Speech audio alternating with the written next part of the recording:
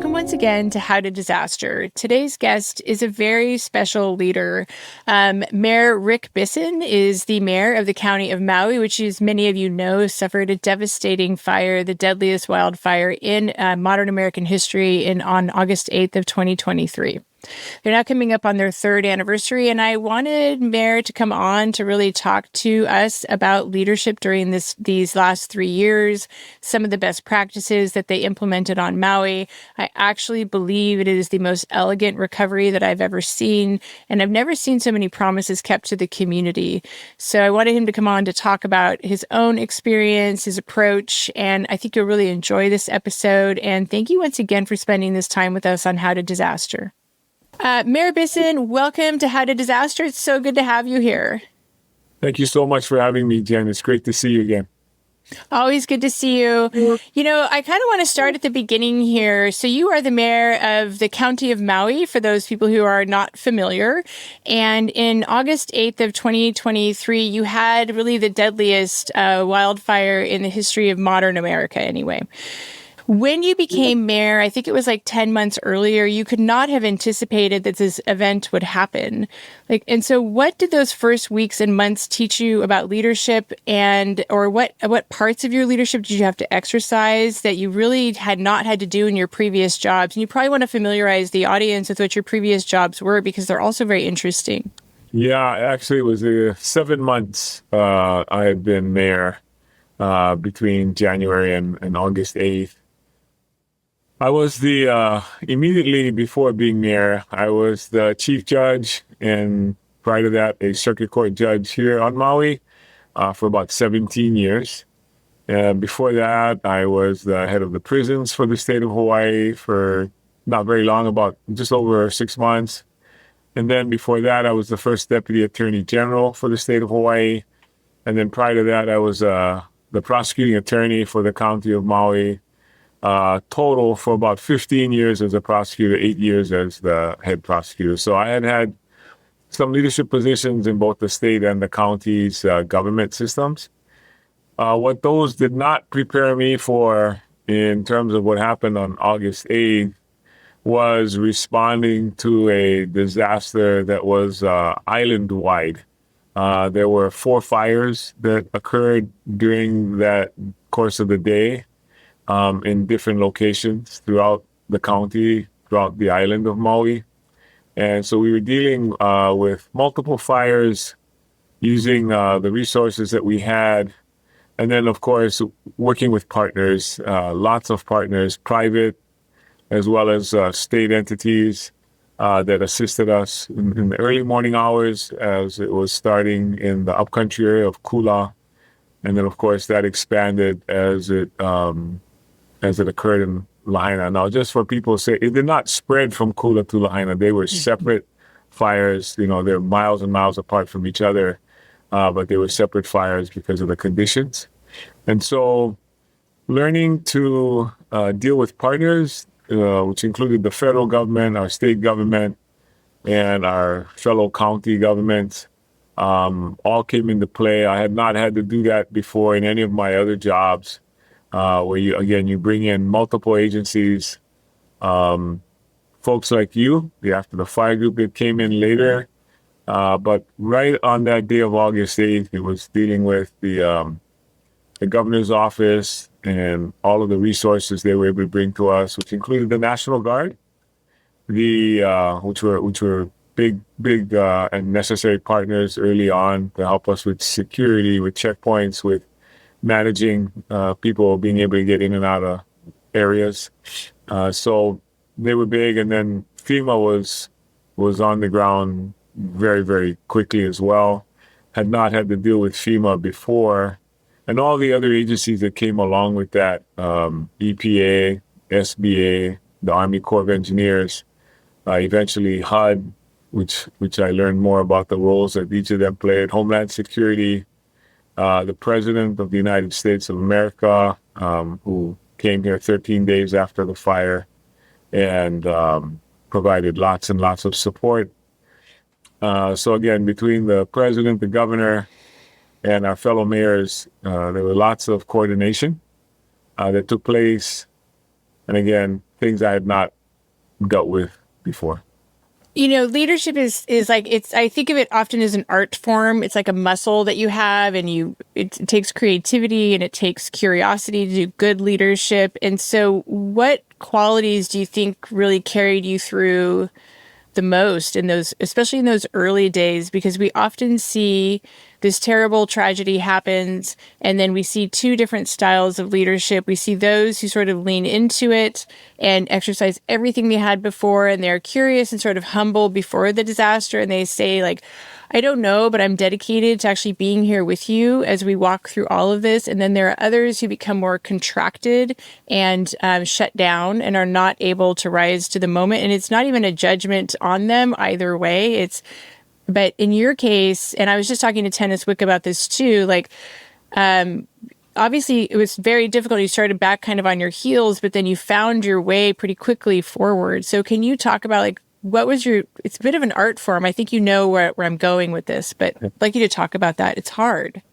Yeah, I think you listen to the people you trust that are close to you. In my case, it was my managing director, Keku Akana, who was a former deputy chief of police here on Maui. He provided me great counsel in terms of how we were approaching this as a team.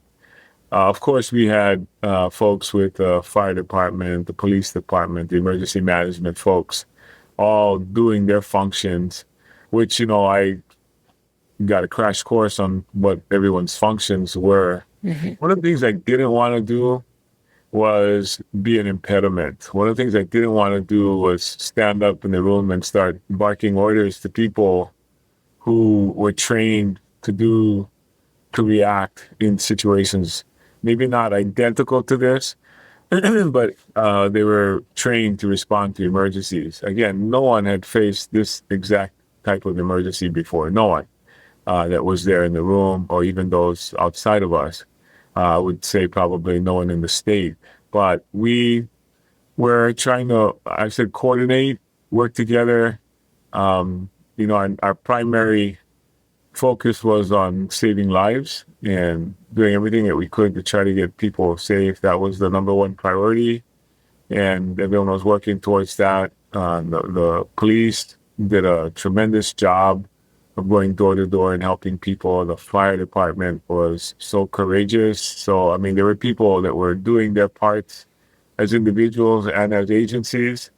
The last thing I wanted to do was tell people where to position and how to fight this fire, or how to, do things.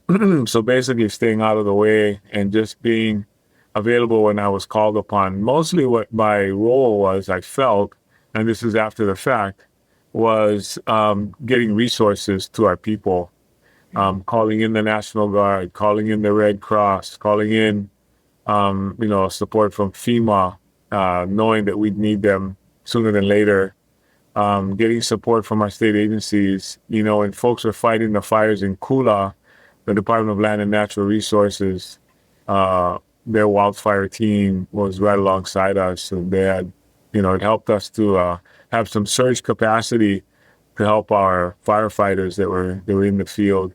So many folks came without being asked, and the coordination was there. This just took on a whole different scale. The way it opened and erupted so quickly, especially in Lahaina. As you said, we were caught off guard, and everyone was doing the best they could. And again, fighting multiple fires, opening multiple shelters, closing shelters because of fire risk, and opening them up in non-traditional locations. Opening up a backup shelter, if you will. Lots and lots of lessons learned after that. But at the time, we were dealing with just about everything you could imagine. At times it was chaotic. At times it was, everyone pulling together. But just when you think you sort of resolve one thing, something else pops up somewhere else. Yeah. And I think the most important thing is to be present. I know you hear that term, but I really mean that, like physically being there, but also mentally and emotionally being there for folks that are looking to you for guidance, or at least looking to you. And again, I don't think that's the time to pretend to be an expert. I don't think that's the Mhm. time. I use this analogy, and I don't know how much people will relate to it, but it's kind of like having Tom Brady as your quarterback in the whole season, and Mhm. then you get to the Super Bowl and the coach decides to go in as the quarterback. Yeah. Like on stage, on the biggest day, all of a Mhm. sudden say, well, I'm going to go do this instead of sticking with the team that, got you there. And so I really, um, I really focused on making sure that my role was to be curious, ask the questions, find out where resources needed, deploy resources to where we could do them, sending my own executive assistants, my own deputy managing director out into the field to take supplies to shelters, try to fill in the gaps, and let the professionals, fight the fires and save lives. And, we do everything else we could to coordinate the support system that was necessary, that was very necessary. Again, getting help to shelters. I can recall having one satellite phone or sat phone that was assigned to me as the mayor. And apparently that was the only one we had in the administration at that time. It's very different today, but at that. Mhm. And so giving it to my deputy managing director, Josiah Nashika, to drive it out to Lahaina and to drop it off at the shelter that we had set up for the sole purpose of people being able to contact their families, because there was no power, there was no cell Yeah. service. So just, decisions like that, come to mind as I'm sitting here, just to try to keep people connected. So we knew people were trying to find out, because basically the fire cut us off. There was, the Wailuku side of the island, if you know us, and then the side that was on the west side, Lahaina. And there was, uh, there was no way to get in and out on through that side. There's another way to go around the backside of the island, and that became clogged as well, a backlog there. So anyway, just getting a phone into Lahaina that people could use to call somebody outside of Lahaina to say that they were okay. I think that also reminds me of this other dynamic that we've seen repeatedly in disaster, which is that people who are having to lead at the same time are trying to process their own grief. Like most of your fire department at the time lost their homes. I think, was it like all but one? Or you can clarify that. But also, like, this is your home and you've just seen like tremendous pain and suffering. And you know that, like, I'm always amazed at how good leaders navigate those two roles at the same time, your grief, and also you got to carry the grief of so many people. Can you talk about that? Yeah, so as far as loss of homes, we have about 2,700 employees in the county of Maui, and 85 of them lost their homes in the fire. About 25 or 26 of those were first responders. So those are either firefighters, police officers, or ocean safety lifeguards among that group. So firefighters were fighting fires in their own neighborhoods and in some cases their own homes. And so that was obviously a very difficult and challenging, thing for them to have to do. One of the things is they didn't want to come off shift, and if they did come off shift, I think they were doing 12-hour shifts at that time. Um, they'd go and take a short rest and would want to get right back into the fight. So I mean, there was a lot of drive that people. I understand that that's not that unusual in these situations, but I Mhm. think what was unusual is they were fighting the fires in their own town. So I think that probably added a layer. You'd have to ask certainly firefighters about that.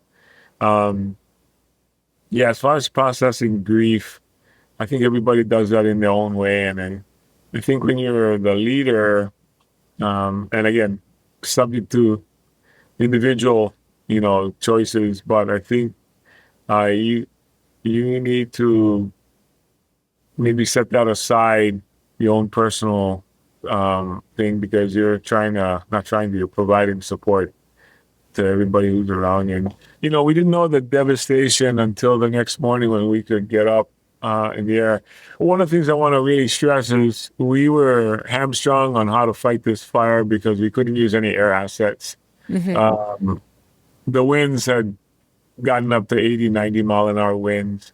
And so I think, if I'm remembering, about 40, 45 miles an hour is where they cut it off, where it's too risky for a helicopter to get up in the air. I know they had helicopters very, very early on up in Kula, and that got shut down pretty early. So we had 3 or 4 helicopters on the ground, and the National Guard was sending us more assets. They just couldn't get it to us till the next morning either because of the wind. But it wasn't a lack of air assets. It was just the wind and the decisions that it was too dangerous to put a crew up there with buckets of water. So that hampered the firefighting piece. And I bring that up because that just put so much more burden on the folks that were fighting it on the ground. They just didn't have that asset they would normally have, and there may be a misunderstanding from folks that somehow we didn't have any, or we're choosing not to use them, or It you know. happens, I got to tell you, that it happens everywhere that they think, when we think about fire, unless you've been through a mega fire, you think about it like a house fire, like it's orderly somehow. And this is how it happens. And then, of course, you turn on the hydrant and the hydrant turns on and then you fight the fire. Like all the things that we've been taught about how fire works just don't apply in a mega fire. A mega fire is a high wind event. It's embers. The embers are carrying forward and they are doing more damage. They're finding more places to burn. If there's fuel, they will find it. And so the fire is always regenerating itself, and the wind and the fire are working together. It's essentially like it's a fire hurricane. And all of the things that we normally use, like hydrants, are pretty much useless in most fires. So it's very rarely that a hydrant is of any use in a mega fire at all, because as soon as the houses start to burn, then the laterals get destroyed under the ground, because it's also about twice the heat of a regular house fire. So it has an entirely different structure than a normal fire. And so we see all of the upset every time this happens for the communities, and I understand exactly why they're upset. But there's also there's structural and there's infrastructure issues that we are not set up anywhere in this country, and any country that I know, except for maybe Japan, to deal with mega fires. We just are not. We're getting there. We have things we can do to make it better. But I just want to always be pushing that message out there that it's not the hydrants. It's not for lack Yeah, of trying. there were definitely lots of challenges with that as well. Like you just pointed out, it's very non-traditional. We know when the fire marshal from Washington D.C. came over to do a walk through the town along with the FEMA director and folks, like I said, from all over the federal government that came. Congressional members from different committees all came because part of it was we were asking for funding, and I think they wanted to see for themselves if it was really what it was being, portrayed as. And this is one of those situations, I'll tell you, Jen, that when people came here, the sort of the theme was, this is worse than it was described. Like it was worse than what people had described it to be. So we were not exaggerating the amount of destruction and what happened. But the fire marshal had pointed out that the heat, she pointed out 2 things. One, it was so hot that it burned appliances and porcelain and everything. What the heat had to be for that to happen. Secondly, was she noticed a lot of our trees burnt like towards the middle, like a coconut tree or a palm tree, but the leaves above were still green. And she pointed out that the wind had to have been very severe because fires burn up.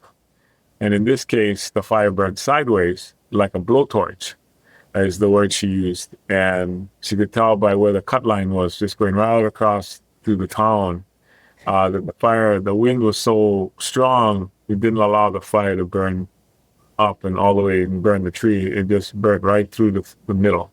And there were lots of things we were learning that we knew about because we were in the fight and watching it, but people who came that weren't even witnessing it could deduce from what they saw. I point that out because the courage that it took the firefighters to stay in this was tremendous when you are being given information from other states, other cities. The Cal Fire Group, for example, when they came over, Hmm. you know, we call one firefighter, you know, in an exchange saying how when fire gets to a certain, the wind gets to a certain gust speed, they unless they're trying to find life, you know, save lives, they pretty much let things burn out because it's too dangerous. And Yeah. they couldn't believe that our firefighters continued to fight this even with those severe winds. And they actually did knock it down right at Archie Kalepo's house, Mm. and right at the corner there. And that's why they decided to take their stand. And you know, maybe the wind changed direction, something happened, but they didn't give up on it and saved a whole community from having it, you know, take off even more. So I mean, a lot of lessons learned for sure, even right at the time it was happening. But certainly today we have a totally different outlook. Yeah. Uh, you know, our So community. let we could come. So we're going to go the 3 years, but let's do the emergency management piece this time. Like you had to make a lot of changes, but you were given like support to do those changes though, in order to have a new approach on the island. Can you talk about that? Yes, our county council was tremendous during that time in terms of their support and very much supportive of our request. So at the time, we had 9 members in our Maui Emergency Management Agency, NEMA. Today, we have 25. We have people that are hired to be on our rural areas, which are the island of Lanai, the island of Molokai, the town of Hana. We now have full-time personnel stationed in each of those locations, and that has proven to be helpful already with the recent Kona low storms that happened to us in March of this year. Hmm. And so, learning from the experience, the different positions, the 24/7 capability. You know, when we're in a you know emergency situation, having 12-hour shifts of you know fully staffed personnel, having that ability, that Overwatch, setting up Genesis Protect, which is a evacuation app that sets grids basically across all of our 3 islands, and it advises people to shelter in place. If you got to move. You know, do you go north? Do you go south? Do you go Mauka, Makai? You know, towards the ocean or towards the mountains? That's all new stuff. AI on the cameras that we have out in fields in isolated areas where we can have eyes on it right away. These cameras detect smoke and can distinguish a barbecue fire from a wildfire, and so there are lots of things that have been added on. In about a week or so, we're going to be opening a brand new emergency operating center here in Wailuku. Oh, great. I'd love for you to see it when you come back to Yeah. come back to We'll be visit. there in September. It'll Hmm. be up and running.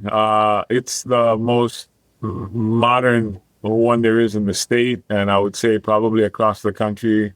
I'd stack it up against just about anywhere else. I visited the Emergency Operating Center in Washington D.C. that FEMA has, and of course it's huge and it's all encompassing.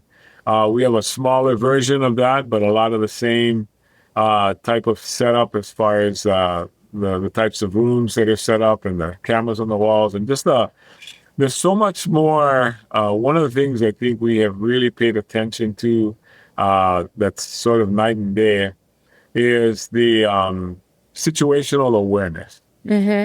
That's the general term. Yeah. Being able to see everything. Also related, PTSD.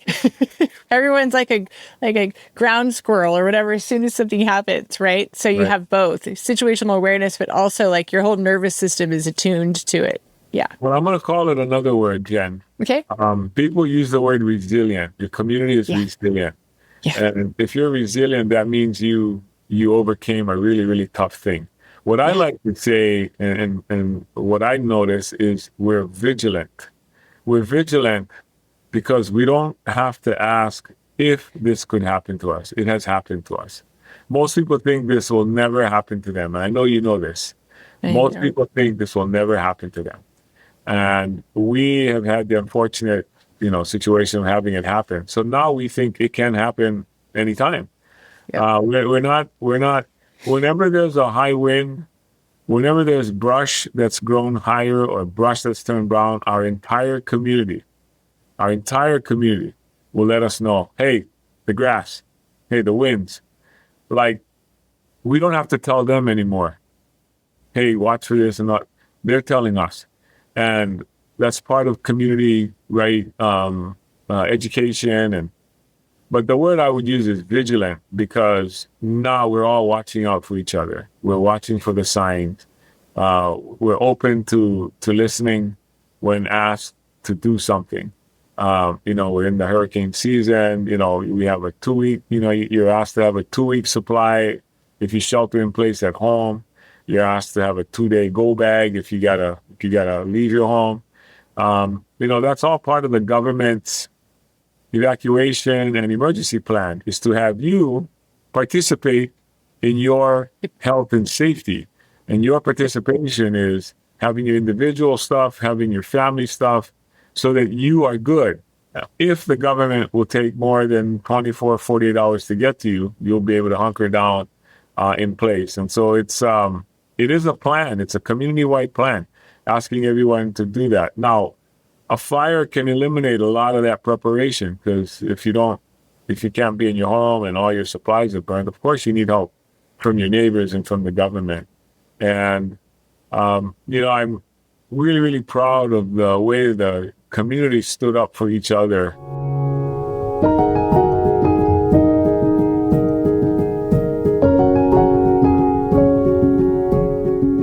Welcome to this week's Kim on the Street. As you can see, we're not on the street for once, but it's worth it today, because since Jennifer Gray Thompson is talking to Maui's Mayor Richard Bissen, we wanted to find out who has a story of business survival from the Lahaina fires that we'd like to share. So I asked my friends at Mana Up, which is a business incubator investment firm fund, and they recommended this founder and company that we're about to meet. Let me introduce everyone to Mary Anderson. Mary, welcome to How to Disaster. Tell us who you are and what you founded on Maui. Oh, thanks, Kim. Thank you so much for having me. My name is Mary Anderson. I founded Lahaina Brewing Co., which is here in Lahaina, Maui, or we were here in Lahaina, Maui. Yeah, it's a great small craft brewery and very local. So tell me, first thing, how you worked in the semiconductor and audio space in Silicon Valley and Florida. How did you end up on Maui? Yeah, that's a wild story. Yes, I was in semiconductors and with places like Cypress Semiconductor, and did some things with IDT. And I was constantly going to Asia, actually. And we were taking, my husband and I at the time were taking stops here in Maui. And we're like, wow, this is a nice little spot to stop off. And, living in the Bay Area, I was in San Francisco for a very long time. I was working at Dolby Laboratories right there. At the time was at Petro Hill and now off on Market Street. And so it's such a great spot to come over, even for a long weekend, as you know, being in Marin. Well, it's easy and convenient. Full disclosure, I lived on Maui 3 years. I opened the Grand Wailea Resort in Wailea. So we know the beers of Hawaii, and we always make a point to order some when we're there, to feel of a place. So tell us how much a part of the neighborhood Lahaina Brewing Company was before the fire. Yeah, it was a really special place. Actually, it had originally started in 2016. It was right there in Lahaina, in a very industrial spot. You had to really search it out. But it just had this really great, amazing craft beer. And the locals loved it. In fact, we referred to it as like Lahaina's living room. You could always walk in there, and whether you were a visitor or you were local, you could just sit down by yourself and just start hanging out and having a great craft beer. Unfortunately, the pandemic hit us.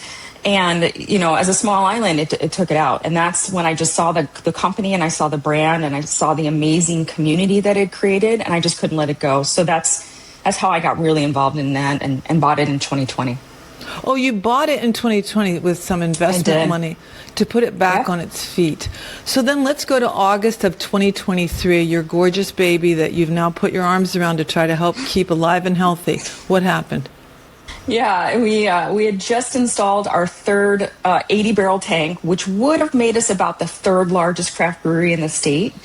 And unfortunately, we lost it all. So it was a very hard day. I'm very, very happy to say that my team was all safe. It took us 3 days to find everybody and locate everyone, but everybody made it out. Now, some of them barely made it out, including my brewer. But yeah, it was a very close call, but it was an unfortunate day. So there you are right now. You're sitting where and why, and how many people used to live there with you? I'm sitting in my home. I live in Lahaina, in the south side of Lahaina. That's up a hill a little bit.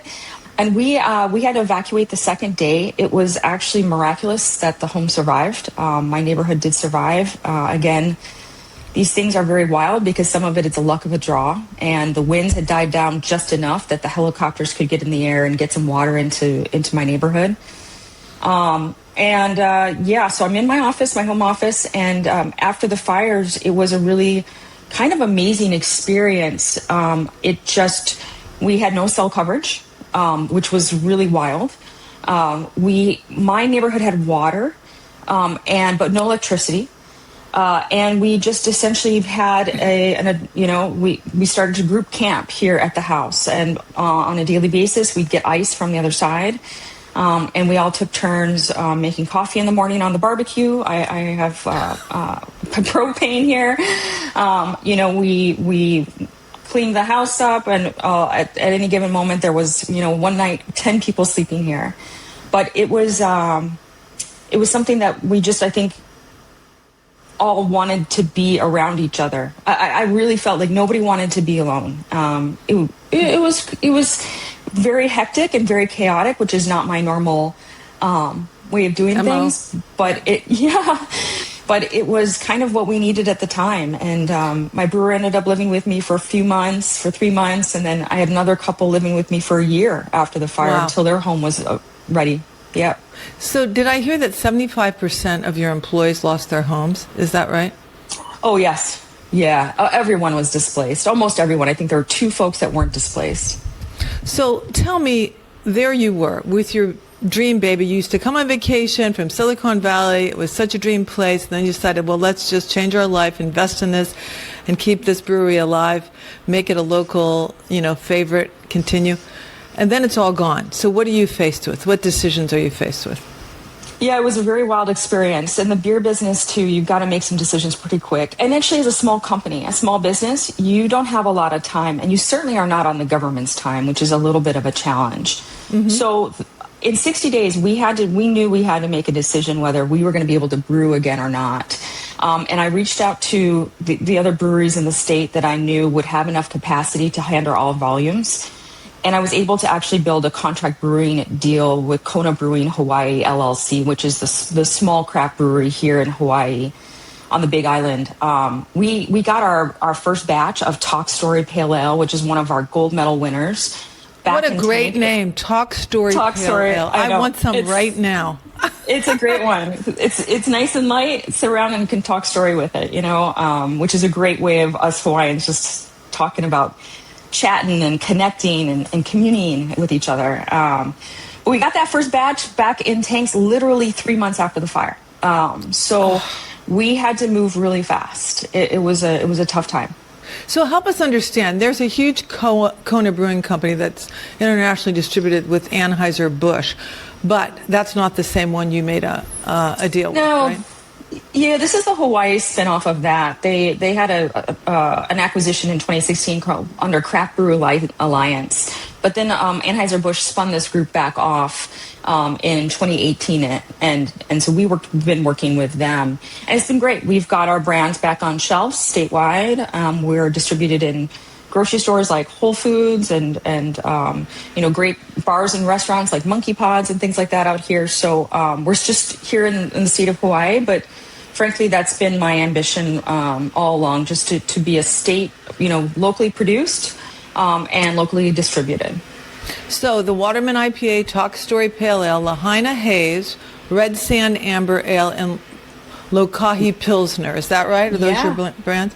Now tell me how the Aloha Spirit, just the mood of Hawaii, did that have anything to do with this solution, this handshake arrangement with a so-called competitor? Oh, absolutely. Absolutely. I will actually say the craft beer community here in the state immediately reached out to us. Everyone did.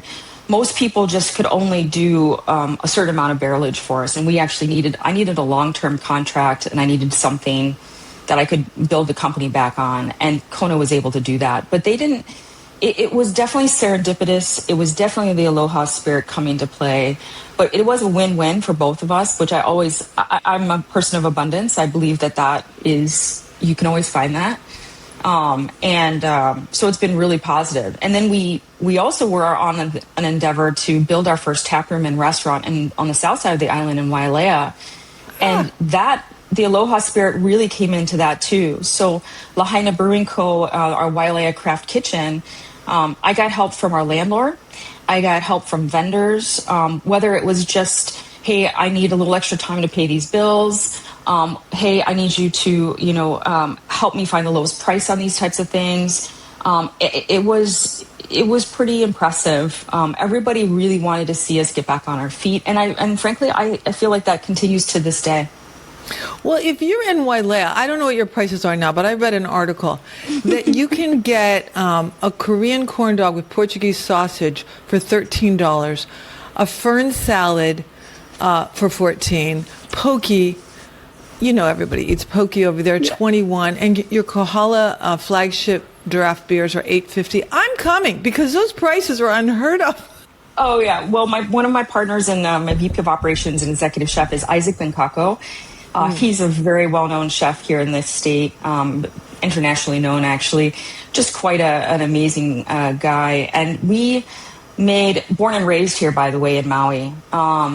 We made a really he actually was the executive chef and partner over at Pacifico, which was right on the beach in Lahaina. So he lost his restaurant. I lost my brewery. He was a buddy. He had always come in, him and his kitchen staff had always come into the tap room in Lahaina. Aww. And it kind of dawned on me one day. I'm like, wait, Isaac's lost his thing. I've lost my thing. I need help. I'm from technology. I certainly have no business opening a restaurant by myself. And he came to my aid. He came to my side, and he's been a great partner ever since. And we specifically wanted our prices to be accessible. We're having a hard time on this island making ends meet. We have a lot of folks that are working 2 jobs. They have family. They may have been displaced, multi-generational homes. And, making sure that people can afford their day-to-day life is really important to me. Well, tell me, do you have 2 restaurant outlets now or no? I do. Yeah. So then, because I love to work, I got the opportunity to actually buy another small craft brewery here in the state, and I got that done last year. And again, the Aloha Spirit combined with maybe a bit of luck and serendipitous effects.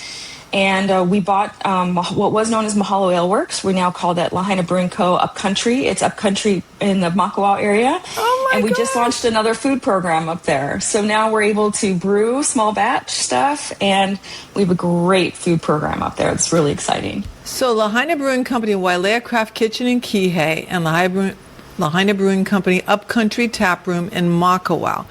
Okay, yes. Do the critics like your beer? They love it. That's one of the reasons I love. That's one of the reasons I love the company so much. It's we make really good beer. We're not here to rule the world. We're not here to be the number one, beer on the mainland or anything like that. We actually really want to make amazing craft beer that speaks to both our passion for craft, but also our local kind of palate. So you'll notice our beers tend to be a little bit lighter. Very drinkable for our beautiful weather. They go great with all of our kind of, Hawaiian fusion dishes and things like that, especially the poke. I can't wait. My mouth is watering. But tell me, what is your Crafted for Community initiative? Because we know that people forget about victims of fire. There's a 3 to 5 year build back process. Why do you think your Crafted for Community initiative is important right now? Crafted for Community is one of our pillars as a company. It's just so important to me and to my executive team and to everyone on our staff. It's all about essentially giving back the experience we had. So we had so many people coming to our aid, whether it was personal or professional. It was pretty amazing, the outreach. And what I realized is that, and I'm sure you realize this as well, Kim, as a community, you have to help each other. You have to help yourselves. Nobody's coming to save you, especially if you're on an island. So you better roll up your sleeves and get ready. And Crafted Community for Community is all about that. So we give a portion of our proceeds from our Lokahi Pilsner. In Hawaiian, Lokahi means like unity and harmony, working together. I love it. Yeah. And we do everything like we've done fundraisers for the Humane Society here in Maui. We've done fundraisers for Maui United Way, which I'm on the board of. We've done work for Lahaina Restoration Foundation, which I've also joined as part of a board member. So I just felt like I was no longer just going to be a small business owner here in the island. I really wanted to lean in, and Sheryl Sandberg quote, right? Lean in on our community and making this place even more resilient than what it was before the fires. When I look at your shirt and I see the word Lahaina front and center, what does it mean to carry that name? Even though you can't physically be there, what does it mean to you as a business owner and as a leader in the community to carry that name on your chest, on your signs, on your bottles? Yeah. What does it mean? As we like to say, I have a kuleana to help support the rebuild. And, I know you're going to have a great conversation with Mayor Bissen. I've spoken to him multiple times.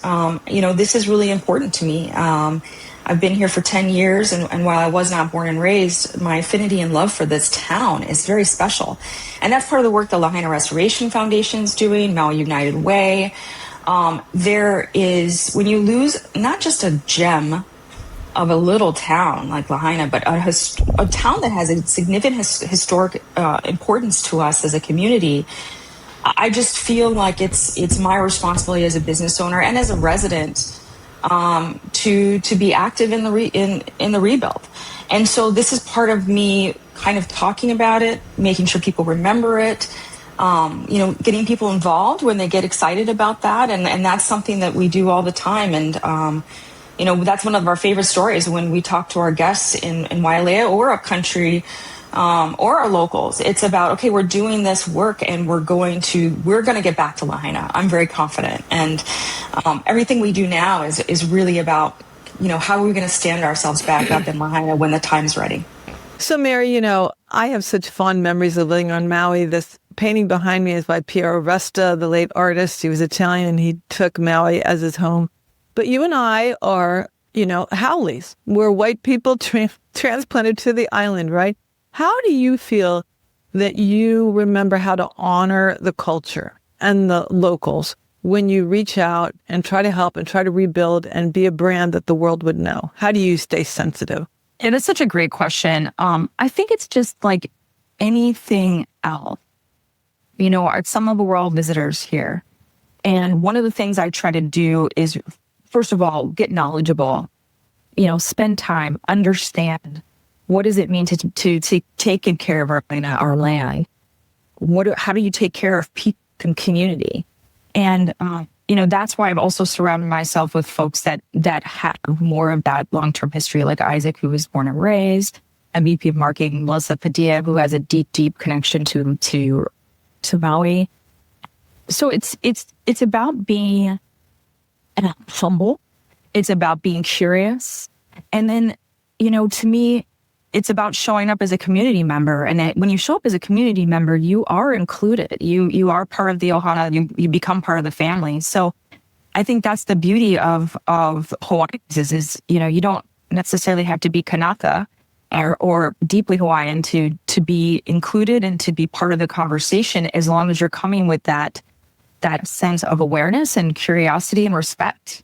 Well, I love that Lahaina Brewing Company had a place that was Lahaina's living room. So now your living room has expanded to 2 other places.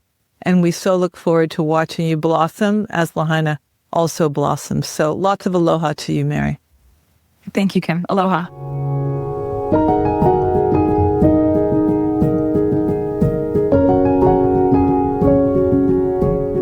Just a tweak to it, how it occurred on Maui and how it continues to occur, though. And I think that this is partially why we witness like a lot more flexibility out of FEMA than we normally ever see in any fire. So if you want to talk about that cultural underpinning, I think it's been really one of the things to admire. Yeah, I think community means everything to us here in Hawaii. It's part of our culture. People, not just extended families, friends, neighbors, strangers, people who know their neighbor, know who they look like or, what they look like and see them here and there, but maybe don't engage, all engaged. Everybody, helped each other, especially our neighbors from Lanai and Molokai, especially, who sent over supplies across the water on boats to get them to some of those isolated areas, since the highways and the byways were either closed or at least slowed as to who could get in and out of town. That was a big piece. Of course, police and other agencies trying to shut down communities so that looting would not happen. Right. And safety reasons, we were still doing recovery missions were happening. Teams that came from all around the country with canine crews to come and try to help. So there was lots of work being done in the impacted area, about 5 square miles.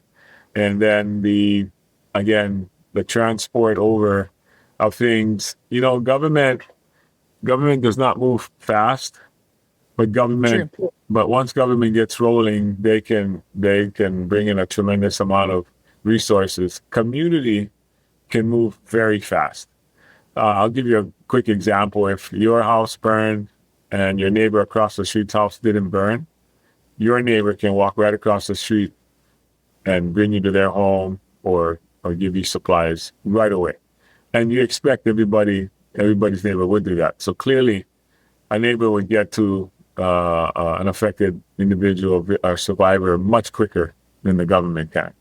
But once the government gets those 20, 40-foot containers rolling into town, then, they can supply all of the hubs, many hubs, neighborhood hubs set up. And those were, for example, the homes that were not destroyed were able to be a central location for others. And word of mouth spreads. Oh, we're going to do this. I'll give you another example. Archie Kalepa's house was one of the hubs in the Hawaiian Homes area of Leli'i. And once people all knew that, they knew that was the gathering spot. That was where you got information because communication was down. That's where you got, you could socialize with friends or at least find out information about what was happening on the other side of the island. But of course, pick up supplies. Archie has a strong connection with the voyaging community in Hawaii, the Hokulea. And so having those crews activate, put supplies, generators, food, water onto those canoes and literally, sailing them over and or boats full of supplies and distribute them throughout the community. That was clearly happening right away. And then our folks that were coordinating with the state and private companies that were donating container loads of things. I mean, water, food, clothing, that was all for better or for worse sometimes, though, because sometimes they send stuff. It's actually, I remember at the time when watching your fire from afar and not knowing you yet and not having a huge amount of familiarity yet, and thinking, well, at least on an island, people can't drive all of their old clothes to you. So you had that. But also I was really worried immediately that that developers would be swimming across the Pacific to get to you and to immediately start to do the damaging work of, predatory disaster capitalism, not normal. So I liked that when we first met, we've talked about this quite a bit, that you definitely tested me. And I was like, oh, I like this because I know I'm going to pass. But also, like, when I see that sort of protective veneer, you know, when I see that protectiveness in a leader in a way that's constructive, I think, oh, okay, good. But there was already evidence by then, because we were 4 months out, that you understood the landscape very well, what was happening. And then you took measures to actually shut things down so that people could not be predatory in the way that we all feared that they would be, because Maui is very expensive. It's very valuable. But it has a very different value proposition for people externally, which is extractive, than people internally, which is collective community. So can you talk about like navigating that process? And like you wake up the next day and you have salespeople. Yeah, within 48 hours, I was sitting in my office where I'm sitting now, and a person who I felt was trusted at the time. I had not known them before. I'm not going to mention any names of anybody. Wanted to introduce me to a young man. I say young man, 20s, 30s, who offered to step in and monitor FEMA for us. His company's role was going to be to make sure that FEMA did not shortchange the county of Maui, and that whatever projects we were allowed to have, that they were going to make sure that they held FEMA to that standard. And then they also had said there was no cost to the county, because every disaster, there's a 5% administrative cost that FEMA will pay. And this person was informing me that that's how they get paid. So we wouldn't have to pay anything. And they were offering to do this. So I remember looking across at this young man. He was by himself, but he had some folks on the phone, and they were from across the country, other, different states. And so I look at the guy and I say, what are you doing here? He goes, oh, I'm here to, help you go through this and make sure FEMA doesn't, take advantage of you. I said, okay. But like, what are you doing here sitting in my office right now? This just happened. Like, who called you? Or like, how did you know to come here? And so he's like, oh, saw the fire, reported. And so I said, so you just jumped on a plane, came here, and you're going to ask me if we'll hire your company? Oh, yeah. I said, oh, okay. I said, well, are there other companies that do this kind of work? He said, oh, sure. Yeah. We're one of a few, but we're the best one and all this. I said, okay. And, his guys on the phone started kicking. I could clearly see he was the guy who initiates, gets me into a meeting.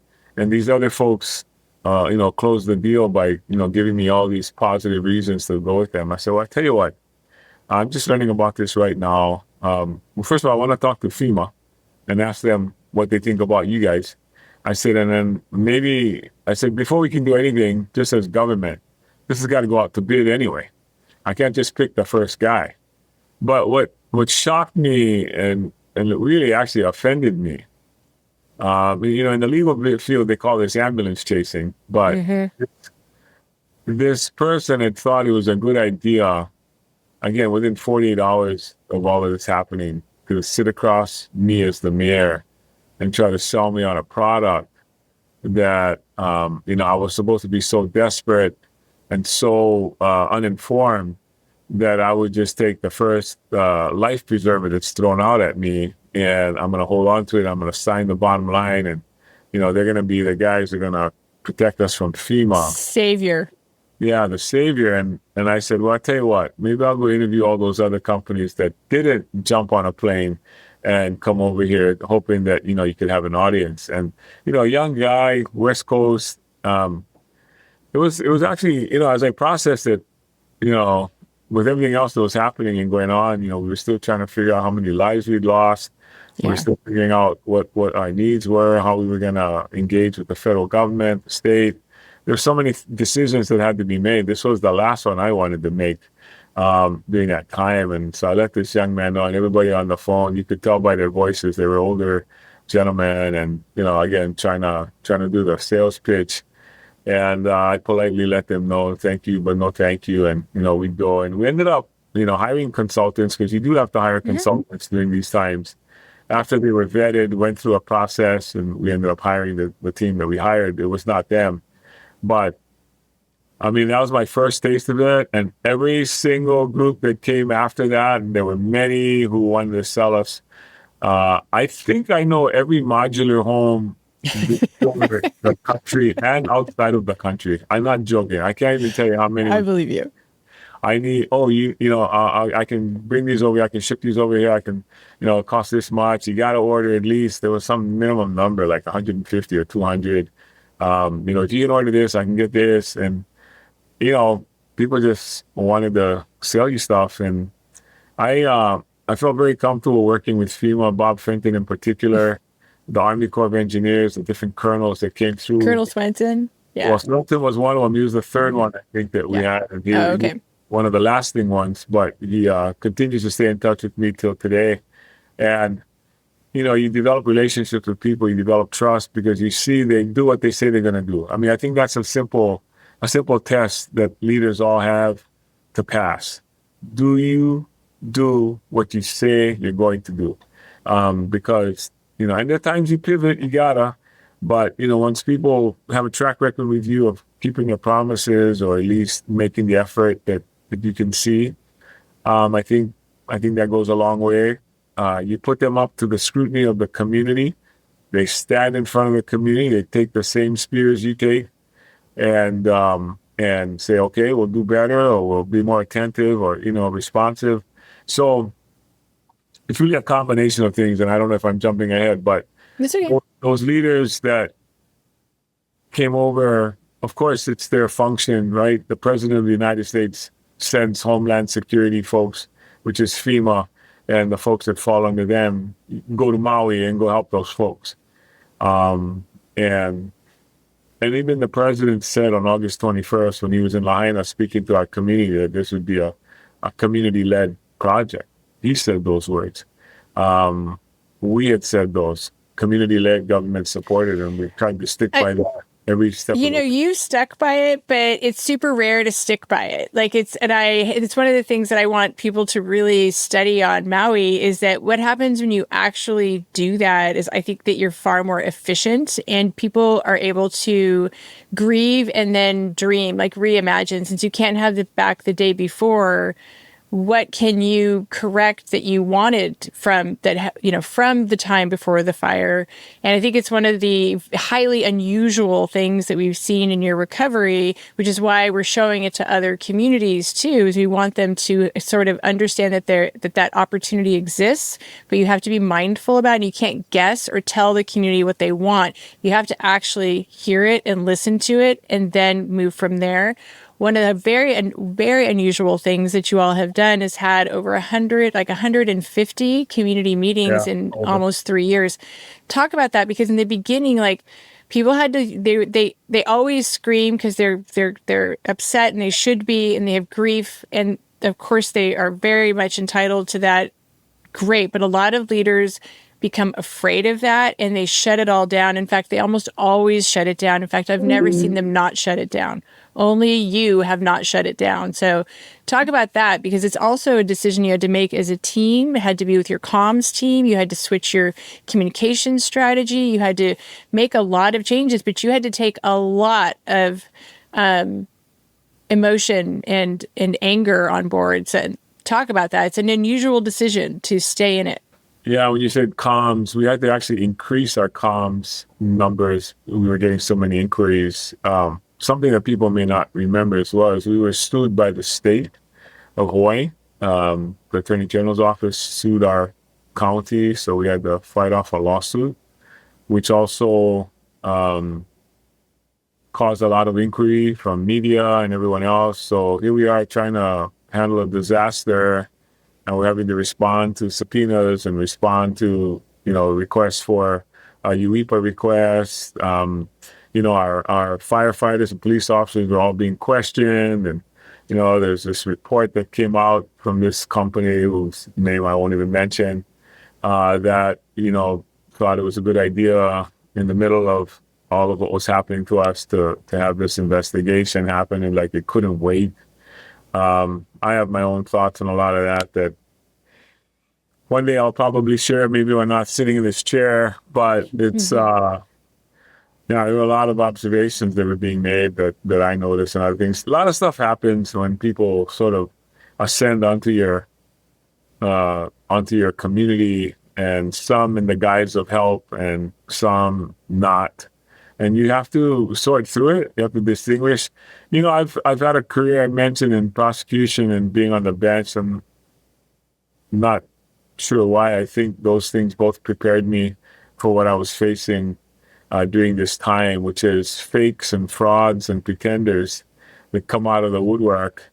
And you got to be able to tell one from the other. And, if it walks like one, talks like one, and looks like one, then it is one. And you got to believe your eyes. You got to believe what you're hearing and seeing and say, okay, this isn't for our benefit. I had a question in my mind every time somebody sat across from me, and there were lots and lots and lots and lots of meetings. And I'd ask them, are you here to benefit us, or are you here to benefit you? Mm-hmm. Now, it's okay if you benefit from this as long as your focus is on us. Now, if all you're here to do is sell me something that works for you and may or may not work for us, then, you got to see through that. So being a protector as a prosecutor, being a protector as a judge in our community, which is about 35 years of my life, it was easy for me to say, yeah, I'm not going to let you through this gate. No, thank you. We'll wait. And there were lots of folks that were in it for the right reasons, I felt like. And so as far as the community meetings and how that all went, so there was talk about reopening our town a few months after the fire. And the community as a whole was not ready. There might have been some individuals. And so two things occurred. The first is, and I don't know where this came from. I can't tell you. I'm thinking it was a suggestion from one of my team members, but I went out and started an advisory team. I was going to ask you that anyway, so I love this. So thank you. Go ahead. I did not learn this from anyone else. Nobody, no mayor. Lots of mayors called me to give me support, especially the mayors I had known from my Harvard Bloomberg mayors cohort. There were 25 of us there as acting mayors, and maybe half of them reached out to me and offered me support and comfort. But I didn't know about this, and I think I gotta say one of my team members suggested it. So we went ahead and had put together an advisory team, which was made up of Lahaina, mostly born and raised folks from different walks of life, different ethnicities, different groups that they worked with. So not all the same, and exactly what I wanted them to be diverse. And they agreed to be on, and I got to tell you, it's been 3.5 years. They're still on, and someone was saying, "Hey, I thought this was just going to be like a short thing." But I got to tell you, having an advisory team, I mentioned that to other, leaders who I've spoken to that have faced similar. It can be a risk. I wanted to take that on, and I wanted to know what we were walking into every week when we would go to Lahaina, because initially we met every single week with our community, in person. And I was meeting twice a week with my advisory team on top of that. So those were 3 community meetings a week. And I'm not counting that as part of the 150. The 150 is just the community, not the advisory team. If I count the advisory teams, that's a couple hundred just with that group. Yeah. But how did you choose them, though? Like, this is really interesting, too. So I think people would benefit from knowing that. How did you choose these people?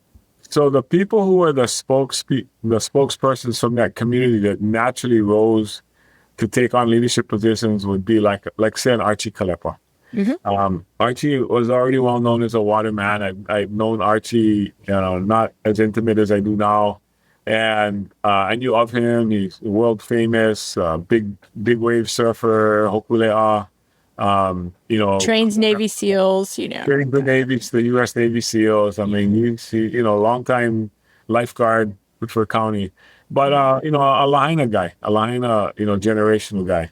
And so I knew he had clout in his community, and so I started with him.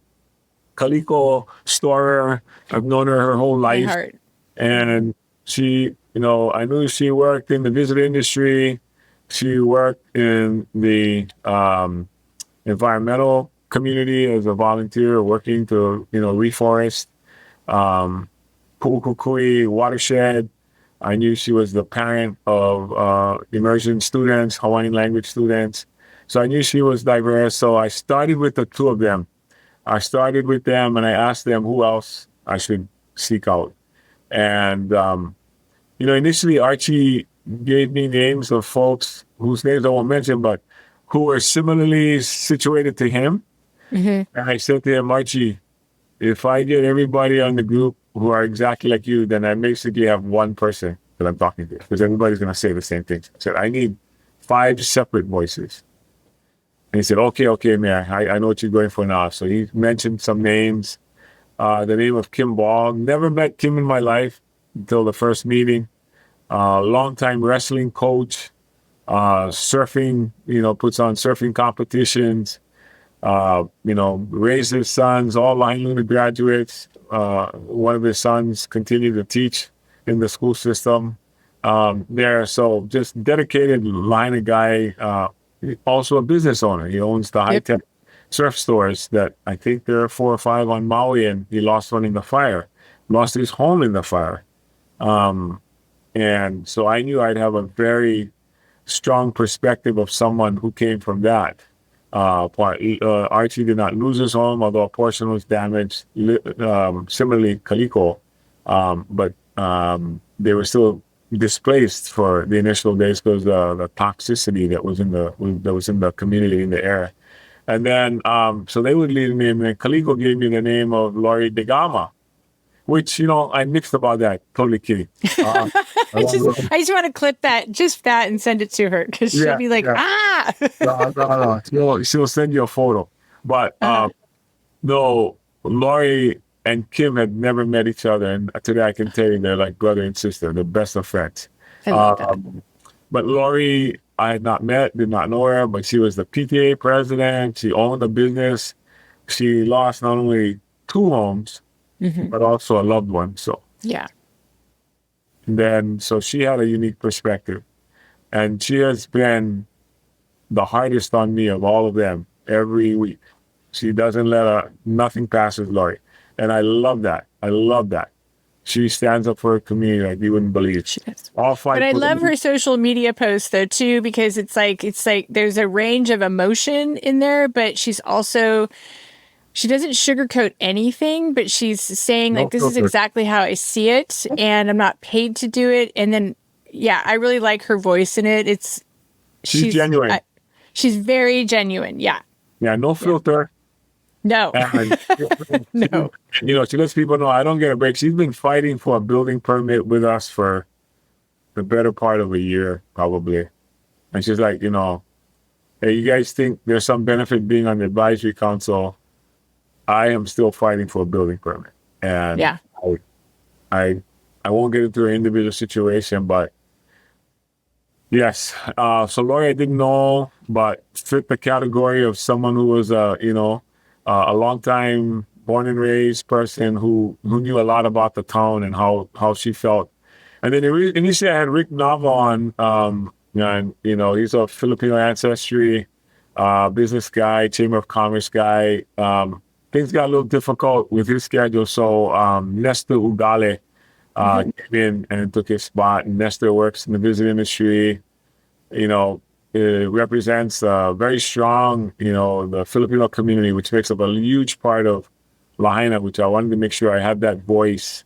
And I think they weren't as represented until Nestor came on board, and now he speaks very, very strongly on behalf of his community, which includes the Filipino community. And then Archie went on to hold a position on a state board. So he had to step down, so there was no conflict. And so Earl Kukahiko, former public works guy out in Lahaina, born and raised Lahaina, a long family tradition, his whole family. He also brought a senior citizen status to the team as the opuna, the word we use for elder. And so the team kind of shifted and morphed out of necessity. But no, that's a solid core team. And again, they let me know. Kim will say, Mayor, we got to open the swimming pool. They need the swimming pool. We need to open the swimming pool. Earl will say, Mayor, the kupuna need this assurance. They need us to make sure we're doing this. Kaliko will say, hey, the vision industry is looking at this. So it is so diverse, which is more than I could have asked for, but not unwieldy. Not like 10 or 12 or 20 people you're trying to get. And what I didn't realize was going to happen is the groups that they have reach with will funnel their concerns through them. Yeah. So, Nesta will say, hey, our Kaibigan group is concerned about maybe we need more interpreters at our public meetings. Lori might say, we need mental health folks at the meetings. So they help us with the blind spots. But it's even more than that. We've become really, we respect each other. I know they don't agree with all my decisions. I know that for a fact, that they'll let me know, I wouldn't have made that call. I said, I got it.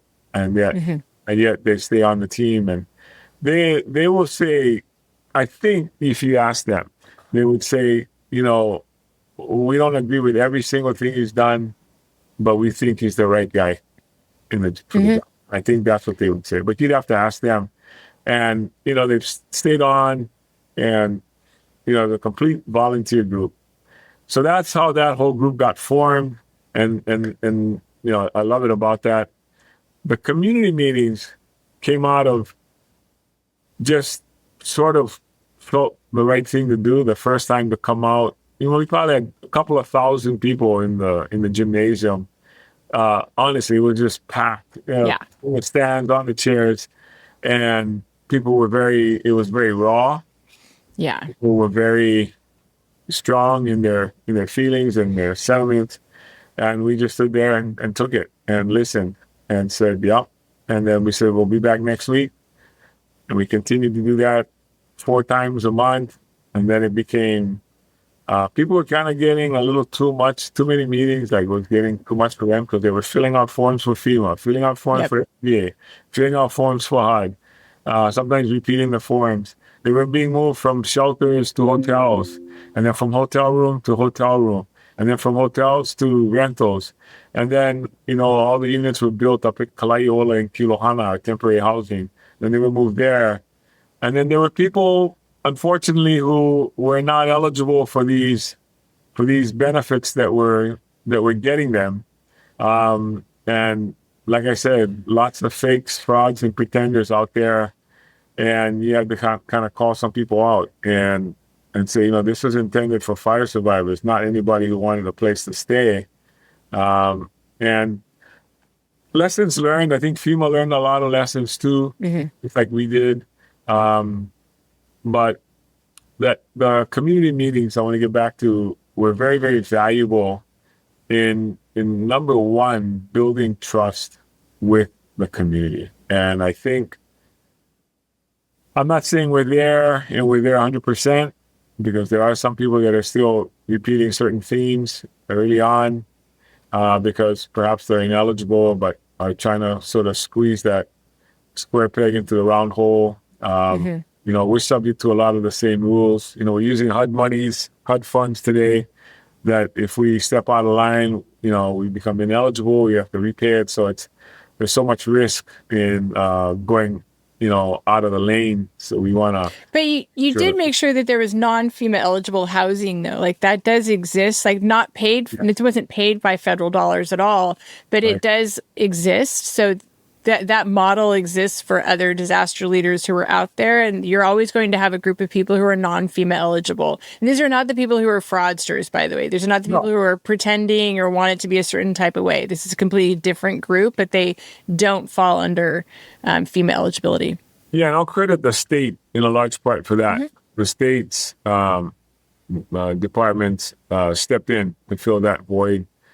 It was all part of the temporary housing. So we kind of divided it up, and part of it is by statute, but the state and the gov who stepped in really, really big time for us did a lot of the temporary housing in terms of the ones they built and the ones that they were helping to, pay for. FEMA, of course, that is their function. They do temporary housing. The permanent side was the county's function. Our function was to get people back into their homes. And that's what we've been accelerating, working on, getting HUD funding to do that. And again, that's been on track. It's hard. I don't want to sound like we're bragging, but we've exceeded our own expectations about how long we thought. September of 23, you can see this clear as day. A gentleman sitting in the second or third row stands up in the gym and says, Mayor, I just have one question because I want to be able to plan my life. I said, yes. He goes, how long will it take for us to get a building permit? Can you just answer that? And I said to him, based on other communities that have come before us, 2 to 3 years to get your building permit. He said, I just needed to know. I said, that's my best guess. Let me see, August, September, October, November. 15 months after the fire, the first 2 homes were rebuilt and people moved back in. November of 2024, the Anis moved into their home in Lahaina, and Tom Lu moved into his home in Kula. Actually, there are so many places I could talk to you for like 6 hours. So one of the things that so as soon as a fire like yours happens, and then the media will call me to ask, like, they want my prediction for whatever the fire is, wherever it is, and how long. And in your case, because of many things, I said I thought it was like 5 to 7 years, like 7 years completely, 5 years probably at 85%. But when people look in those median years, the 1 to 5, and they don't know how to measure progress because they think of it in terms of only houses, right? That what's actually built, complete, people living in it, because they're thinking of their own journey and they just want to go home. Totally understandable. Or they're thinking about neighborhood or commercial development or all of these other pieces of it. But it's hard to be patient when you've gone through this terrible thing. And it's hard to understand the role of soft infrastructure, hard infrastructure, and then that you have to prepare for what you want at the end, because you will recover. You probably would have recovered in the same, maybe like another extra year, but what will that look like? So when people have come to me over the past year or year and a half and said, oh, well, there aren't enough homes built in Lahaina. And I'm like, okay, first of all, they could have rebuilt it all by now. If that was your measure of success, they could have done all of that and anybody could have owned those homes and it would have been nobody who lived there before. It would have been, quite frankly, with respect, a lot of tech bros in white rectangles, easy, cheap, fast to build. And that would have been done with a different leadership and with a different approach to it. It could have been very extractive and complete displacement of the people who were there in Lahaina before. So I get frustrated sometimes and I'm like, here, please understand that you have to go slow and you have to plan and you have to ask the community so you can go fast, but you're going to end up in the same place, but it's not going to look the same way. It's not going to be what the people want and need and quite frankly deserve. They deserve to have their town back. Maui got so much attention because it was terrible. It's such a tragic fire, but it's also that people were attached to it because they'd often been there. So they felt an attachment to it. But It was also very much subject to a lot of what we referred to earlier, the predatory piece of it. They would have been happy to take up all of that ground for you or to, get their contract on day 2 and then rush you through it so that they could get what they wanted out of it, not what you needed. That's my editorial. No, that's absolutely right. First of all, in recovery and rebuilding, there's a constant struggle between safety and urgency. Yeah. Every day. Do you move fast? Do you make it safe so that it doesn't happen again? Those are the 2 competing factors. That's one. The second thing is, besides having an advisory team and besides having in-person community meetings, we also made a policy that our goal was not to rebuild structures. Our goal was to rebuild community, which meant we wanted the same people to move back into the same homes that they lived in before. And that was our guiding principle. I set that tone to our team at the very, very beginning, before we had an office of recovery, before, when you have a disaster, you don't all of a sudden have more people to help you. I mean, you have agencies that come for their functions, but they're not part of your county government. Yep. So I had to call upon, we have 22 departments. I had to ask the directors and deputy directors to take on an additional role. And I tried not to take both of them out of their role because one of them still had to run the traditional department. The other one was being asked to take on a recovery role. And we were trying to match up with FEMA's recovery system that they have. So they had the federal FEMA. We tried to put a county person in there so we could have a say. We could get information. We could, dispense the information. So what happened is we kind of had to shorten up, kind of reduce our teams and have two functions going on. Still running the county government, but now you're running this disaster recovery. And that happened until the county council, and again, we really appreciate their partnership. They set money aside because we didn't have any federal money yet to set up our own recovery office. And we were paying people to start, getting started so we could apply for these funds. But we were anticipating we'd get some, so we did use county money early on to set up, hire people, and have a separate office of recovery. Now, this was designed to be a temporary thing to address this disaster. Then we get a second presidential declaration for the Kona Low 1 and 2 storm. To our benefit, in our county, we were already set up because we already had an office of recovery. So our folks are already familiar with the process. They're familiar with the personnel at FEMA, at SBA, at the language. Yeah, that's a hard one. The language is all new. You learn to speak federal. I tell people, but you had relationships, names, and faces, and people who have been to Maui, and our team has been to Washington D.C. many times to create that relationship, and so our Office of Recovery is now set up for that as well. We're not looking for presidential declarations. That's not what we want to do, but it does open up a lot of the federal funding that you don't otherwise have. And, we talk about structures, we talk about infrastructure, we talk about community. What we haven't talked about is economy. Yeah. Because your economy is deeply impacted by the reduction of, in our case, visitor industry was impacted, of course. And that might have gone down by, I forget what the numbers were, 40%, 30%. There was some determination. But construction was up like 400%. I mean, in other words, infusion of federal dollars, a couple $2 billion of federal money coming in to help pay for the debris clearing and moving it twice. I mean, there was the Army Corps of Engineers hiring folks to clear lots, cultural monitoring. I mean, there were so many things unique to this Lahaina part, but again, there was infusion of federal money. Anyone with a truck was hauling stuff. Anybody with a hammer was building stuff.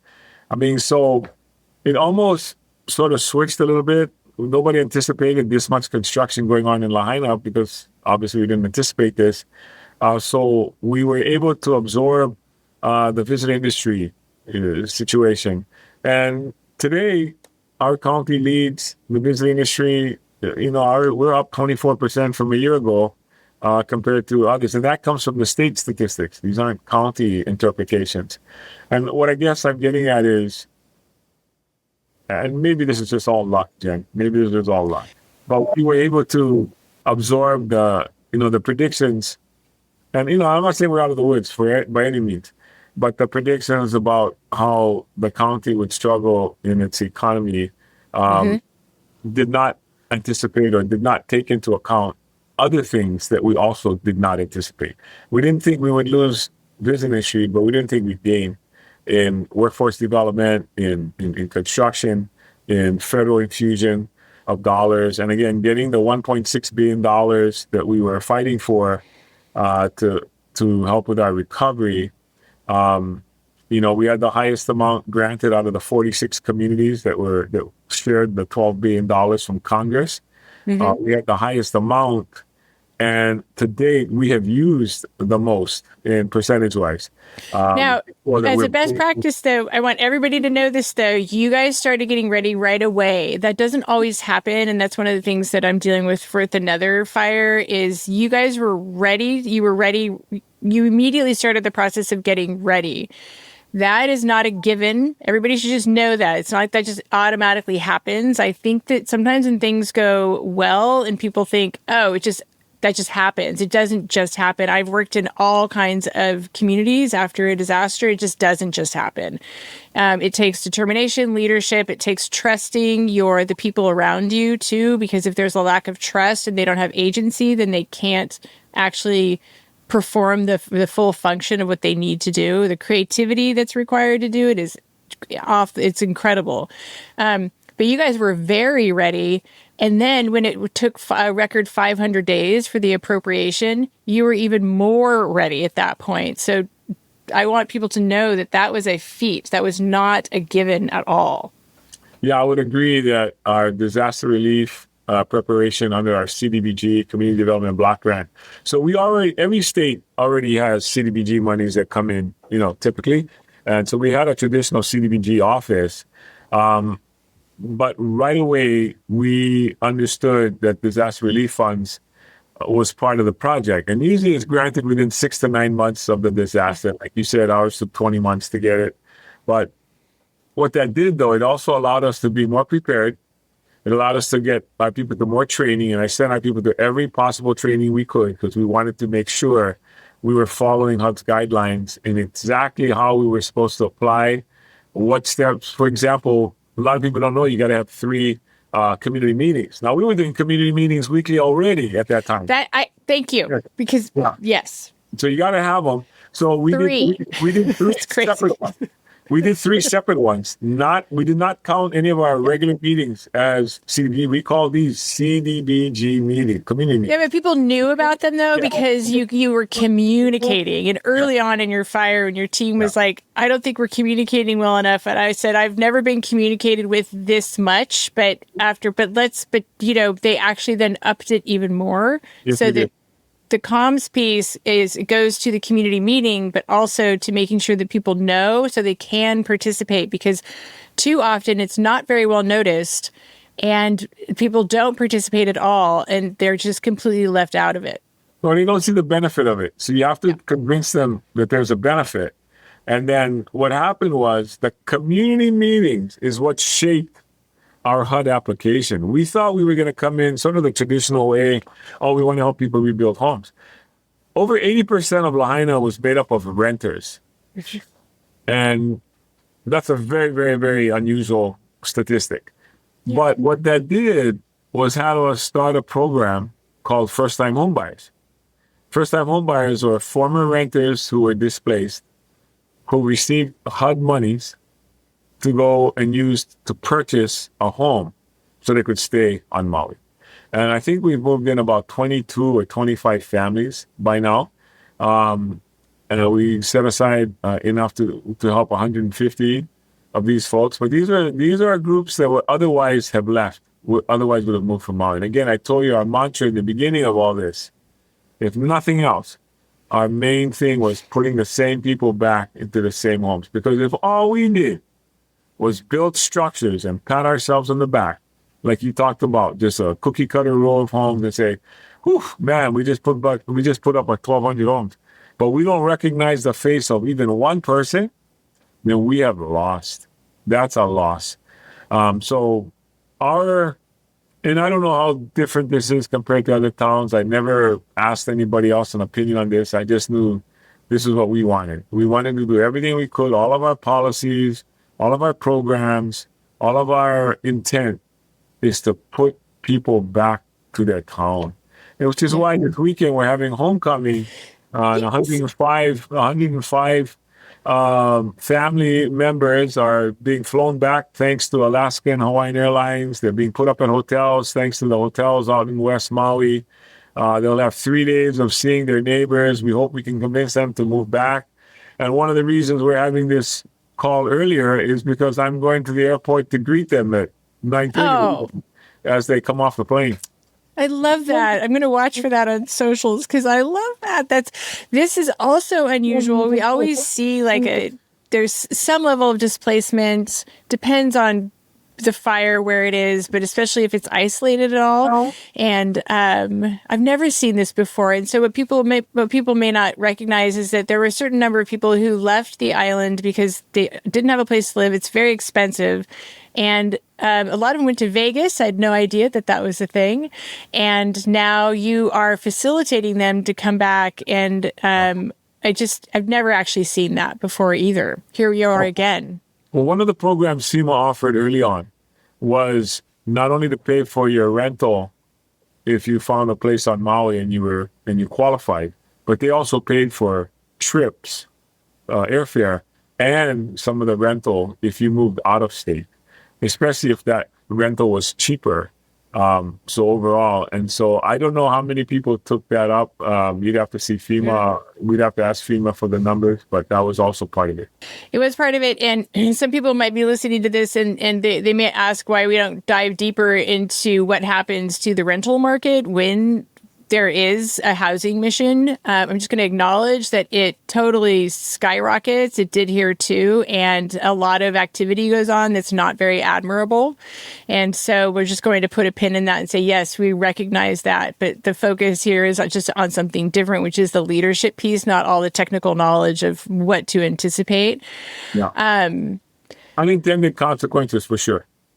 Oh, all over the place, and learning opportunities too. I mean, I think that there could be one of the things that I've told FEMA, this is me speaking, this is not Rick Bissen speaking, is that I think that you should have the ability for the local community to run the program for rentals if you have the capacity and the willingness to do it, because then they know they're going to find out. It's a small place. If someone is evicting somebody else in order to make room for a fire survivor because they are going to get 2 to 3 to 5 times more rent on it.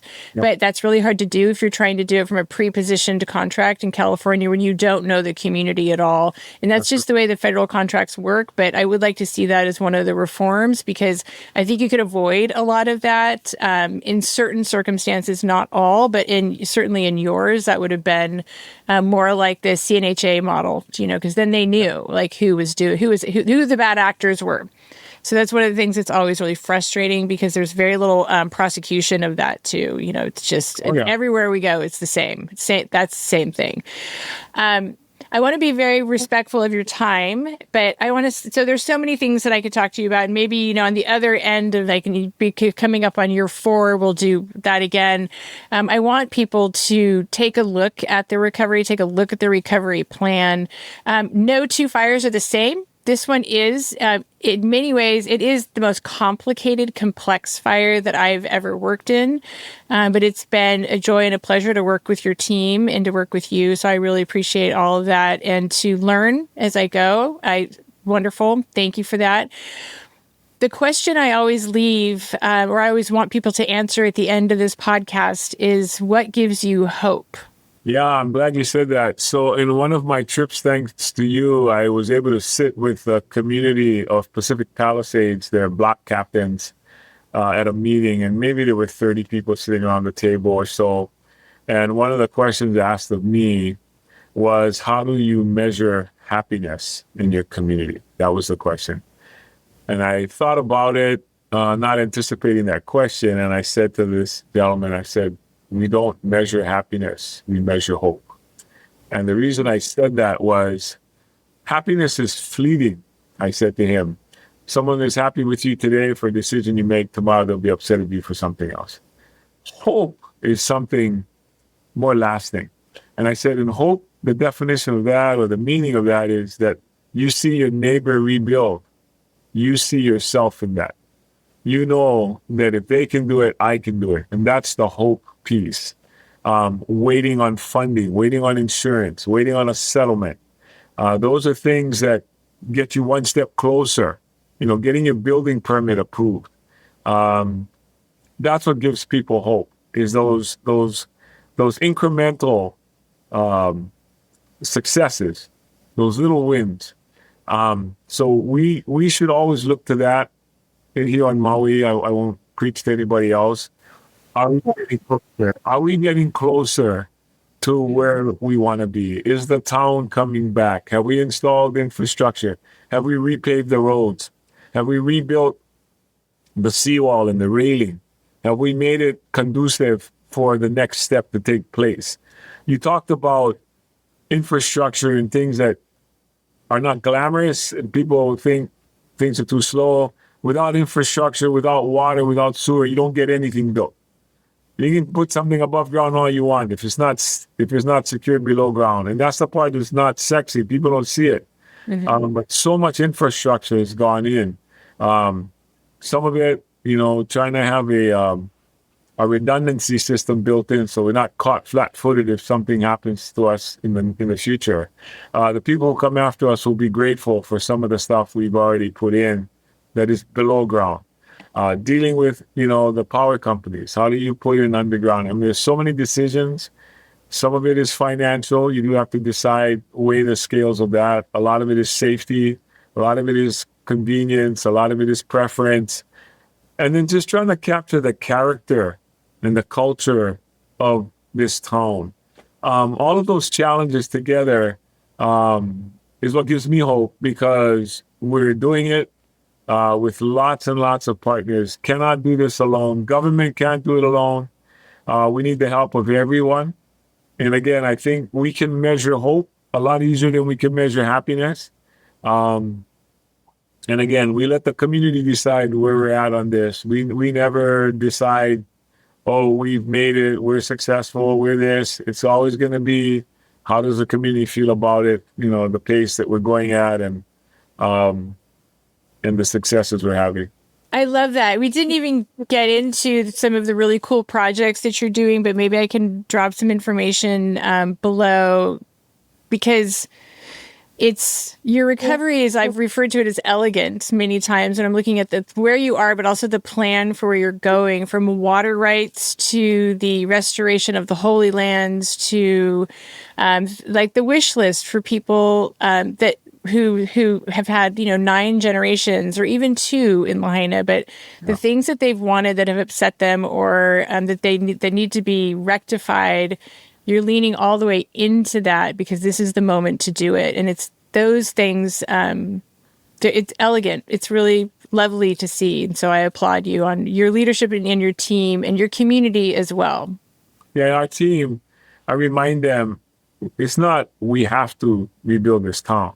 It's we get to rebuild this town. We look at it in that way. Like, this is a huge responsibility, opportunity, and so we don't want to mess it up. We want to make sure that we're doing as much as we can with, I told you, that safety, urgency. We can bring commercial and cultural and community. We can combine all of that. We can have it all. We can have the Royal Complex return, which will honor this most sacred place.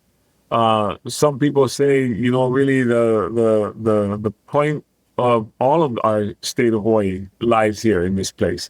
We can return that, which will not only return the pride to the community, but if a visitor comes, they'll learn about our history. They'll see it. They'll be able to experience it and say, yes, I might have been on Front Street and bought some jewelry or some artwork, but guess what? I learned all about the history of Lahaina and therefore the Kingdom of Hawaii. That's all an opportunity that we have. And of course, we're going slow on that because that's a long-term project. But again, that can benefit the entire, all the things that we want for us. We want community, we want culture, we want commercial. We just want to try to blend that best as we can. And the fact that we're thinking about it and being purposeful, I think is what's exciting. And so we want to keep doing that. Well, Mayor Rick Bissen, County of Maui, it's, always a pleasure to talk to you. Always good to see you. And thank you so much for being on the podcast today. I really appreciate the conversation and also the lessons for other people on how to lead after a disaster, which is often servant leadership and listening to your community if you're doing it right. So I really appreciate you. It's my honor, Jen. I appreciate your friendship, and I appreciate all the advice, all the information you've shared with us to make us better at this.